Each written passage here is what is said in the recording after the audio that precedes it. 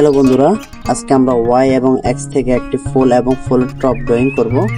প্রথমে ওয়াই থেকে ফুলটা ড্রয়িং করলাম এবং নিচে যে এক্সটা আছে ওটা থেকে আমরা ফুলের টপটা ড্রয়িং করব। এর জন্য এক্সের দুই পাশে হালকা পাকা করে দেব, নিচে একটা দাগ দিয়ে দেব, নিচে আবার একটা ডবল করে দেব, উপরে দুইটা দাগ দিয়ে দেব। তাহলে আমাদের ফুলের যে টপ ওটা তৈরি হয়ে গেল। এবং উপরে গাছের যে ঢালপালা থাকবে ওটা দিয়ে দিব, এরপরে দুইটা পাতা আগে দেব।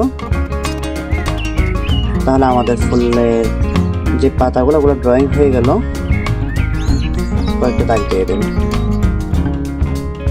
এইভাবেই আমরা ড্রয়িং শিখবো। এরপরে উপরে ফুলের যে কলি ওটা ড্রয়িং করব। আমাদের ফুল মোটামুটি ড্রয়িং করা শেষ। এরপর আমাদের রঙের পালা। আমরা এইভাবেই ভিডিও দেখে কৌশলের ড্রয়িং শিখবো। আমাদের ছোট্ট সোনামণিদেরও ড্রয়িং শেখাবো, ড্রয়িংয়ের প্রতি অভ্যস্ত করবো। পড়াশোনার পাশাপাশি আমরা ড্রয়িং শিখবো, ড্রয়িং শেখাবো, তাদেরকে আনন্দ দিব।